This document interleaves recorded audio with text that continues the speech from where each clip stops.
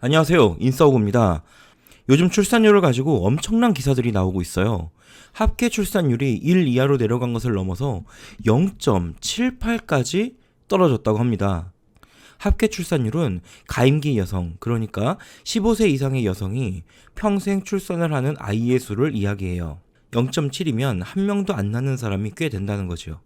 그래프를 보시면 과거에도 출산율이 급격히 떨어지는 구간이 있는 것이 보이실 거예요. 요거는 90년대 초반까지 저출산 정책으로 출산율이 조정된 부분이에요. 통계적으로 보면 현재 인구를 유지하기 위해서는 합계 출산율이 2.1 이상이 나와줘야 합니다. 이렇게 나와주어야 인구가 줄어들지 않는다고 해요. 그런데 현재 출산율은 2.1의 3분의 1 수준인 0.78까지 내려왔다고 합니다.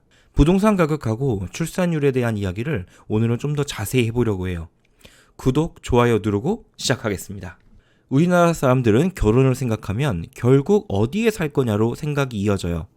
만약에 여러분이 집안 어르신한테 저 결혼합니다 그렇게 말씀하시면 어른들은 보통 그럼 어디에 살 건데? 이렇게 물어보시는 분들이 많지요. 하지만 통계를 보시면은 우리나라의 자가 비율은 59%밖에 되지 않습니다. 임대아파트 제도가 제대로 갖춰진 독일 같은 경우는 44%고요. 이 독일을 제외하면 대부분의 선진국들이 우리나라보다 높은 자가 비율을 가지고 있어요. 결국에는 강한 주택 소유의 의지를 가지고 있는데도 불구하고 자가 비율이 매우 낮으니 주택 소유에 대한 갈망은 한국이 더 높을 것이라는 생각이 되네요. 결혼을 하려면 크게 걱정하는 것이 주거와 미래에 대한 고민인 것 같아요. 주거도 월세든 전세든 아니면 매매든지 비용이 들어가게 되겠지요. 현실적인 주거비 계산을 같이 해볼게요. 여러분이 경기도에 적당한 25에서 30평대 아파트에 들어가게 된다면 전세를 선택했다 가정을 할게요. 전세 시세가 대략 3억에서 5억 수준일 거예요. 그러면 4억 중간값을 두고 4억 전세를 들어간다 가정했을 때 여러분은 대출이 80%가량 나오니까 3억 한 2천 정도 나오게 됩니다. 물론 이제 중간중간 차감을 해서 대충 3억이라 계산을 하고 전세 대출 시세가 현재 4에서 5%대니까 미니멈인 4%를 놓고 계산해도 1년에 1,200만 원이 나와요. 1년에 1,200만이면 한 달에 100만 원이 전세 거주를 위한 이자 비용이에요. 여기는 원금이 포함되어 있지 않은 소모성 이자 비용입니다. 이렇게 나가게 되는데 사회초년생이 결혼을 하게 되면 두 분이 합쳐서 보통 500에서 600 정도 받죠. 그러면은 주거 비용이 약 20%를 차지하게 돼요. 하지만 이게 전부가 아닙니다. 만약에 첫째가 5살쯤 되면은 우리는 유치원에 보내게 돼요. 유치원에 들어가게 되면은 자연스럽게 사교육으로 연결이 됩니다. 왜냐면은 어린이집 같은 경우는 늦게 끝날 수 있지만 유치원은 일찍 끝나거든요. 물론 대부분의 아이들은 5세 전부터 사교육을 하긴 해요. 유치원에 예체능을 몇 개 보낸다고 해도 금방 100만 원 넘어가고요. 영어 유치원에 학원까지 돌려버리면 250만도 우습게 넘어가요.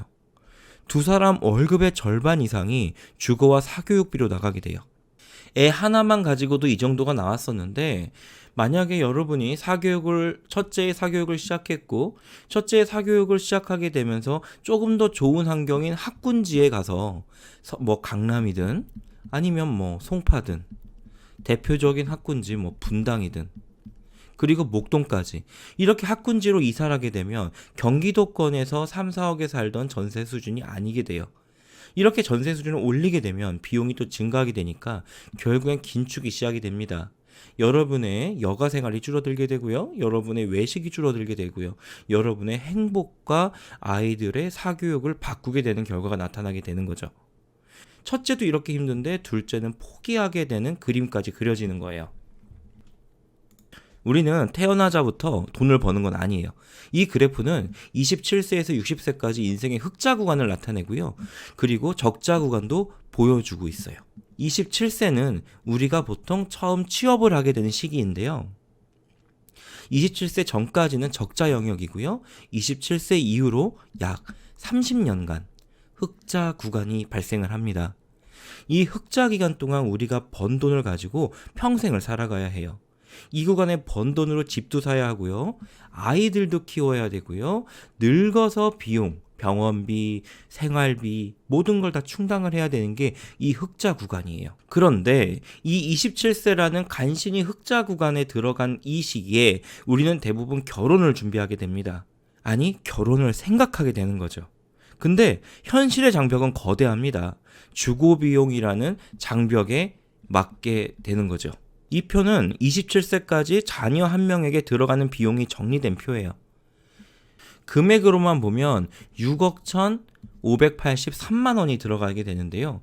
국가에서 부담하는 공공소비가 2억 6천 정도고요. 부모님들이 보통 부담하는 것이 3억 4,921만 원 정도 됩니다. 사실 이 공공 부분도 여러분의 세금으로 이루어졌으니까 이 금액을 한 사람의 비용이라 생각을 했을 때 6억 1,583만 원 곱하기 2는 12억이 넘게 돼요. 이런 장벽에 결국 부딪히게 되니까 대부분의 사람들이 솔로 부대에 가입을 하게 되는 거죠. 나 혼자서 벌고 쓰면 돈도 시간도 다 나의 편이 되니까 한결 마음이 편해진다는 거예요. 결혼도 준비를 못하는 세대인데 어떻게 출산까지 고려할 수 있겠습니까? 이제 본격적으로 주택가격이 출산율에 미치는 영향에 대해 이야기를 해볼게요.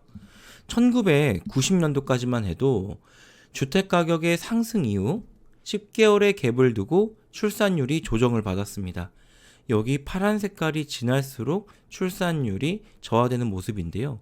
이 출산율이 저하되는 시기가 부동산 상승 이후 즉시 반영되는 형태로 나아가고 있습니다.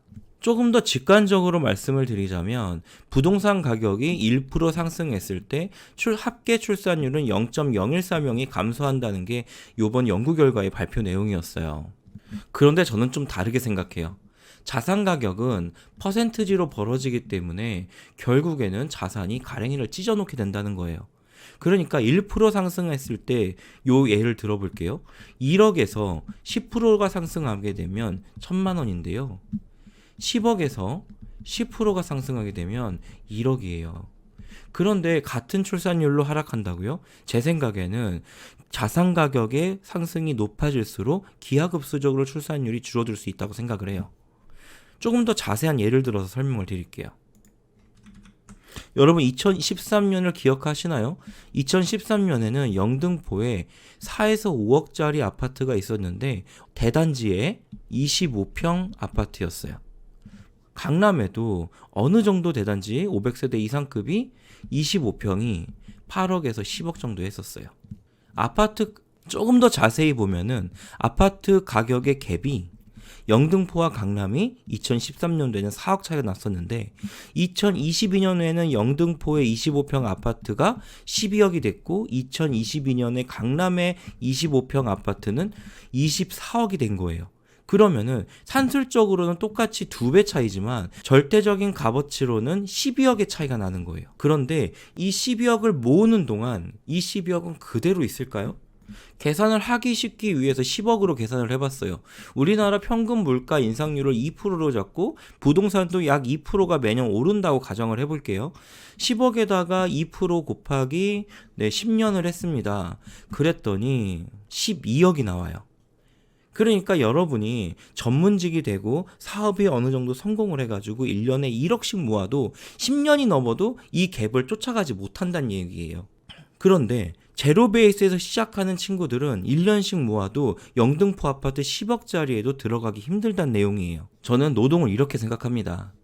나의 시간과 노력을 시간의 틀 안에 가둬놓고 돈을 만들어낸다. 여기서 만들어낸 돈을 가지고 생활비도 하고 집도 만들고 그렇게 살아가겠죠. 그런데 결국에는 금수저 얘기가 안 나올 수가 없어져요. 금수저로 태어난 친구들은 이미 기본적으로 집을 가지고 시작하는 경우가 많고요. 집 플러스 생활비도 일정 부분 300만 원이든지 500만 원이든지 지원을 받는 친구들도 있어요. 하지만 대부분의 친구들은 이 주거비라는 무거운 짐을 들고 살아가야 합니다. 이 무거운 짐을 들고 살아가는데 이게 자가도 아니고 대부분 전세나 월세라는 거예요. 이렇게 주거비를 떠안고 있는데 내 집 마련은 당연히 포기하게 될 거고, 내 집 마련을 못하게 되니까 결혼이라는 장벽이 또 걸리고, 결혼을 안 하게 되면 결국엔 출산율이 저하되는 그런 꼴로 가게 되는 거죠. 저는 요번 연구 자료를 보면서 엄청 무서운 생각이 드는 거예요.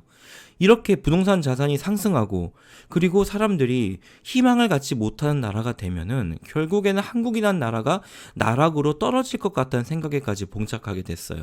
부동산 상승 시기에 운이 좋아서 사다리를 올라탄 친구도 있을 수 있어요. 이 사다리를 올라간 친구는 그나마 다행으로 자산이 불었겠죠. 또 어떤 사람은 눈치만 보다가 집을 투자 못 해가지고 아쉬워하는 사람도 있어요.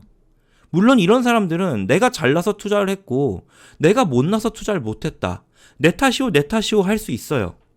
그런데 태어나자부터 10억 20억 하는 거대한 부동산 가격에 직면한 우리 아이들은 무슨 죄냐고요.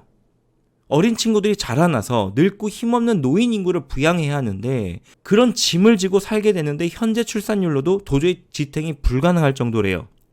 내가 노력하면 이 정도 연봉은 받을 수 있고 성공의 상징으로 원하는 지역에서 아이를 키우면서 살 수 있어야 하지 않을까요? 3, 40년 전에 강남에 아파트를 가지고 있었다는 이유로 벼락부자가 되고 투자의 기재인 것처럼 사는 말도 안 되는 세상은 아니라는 거예요. 여러분은 여러분 자녀에게 아니면 미래의 자녀에게 열심히 하면은 너도 성공할 수 있고 네가 원하는 곳에 살 수 있고 너가 원하는 만큼 아이를 낳아서 행복하게 살 수 있어라고 자신 있게 말할 수 있나요? 아니면 아이들이 자력으로 힘을 내고 화이팅 해가지고 10억을 벌어서 지방 아파트라도 들어가서 살 수 있겠나요? 자산을 가지고 있는 입장에서는 당장에 내 재산이 오르니까 너무나도 기쁜 일이겠어요. 하지만 적어도 우리 아이들에게 희망을 가질 수 있는 여건이라도 만들어줘야 된다고 생각을 합니다.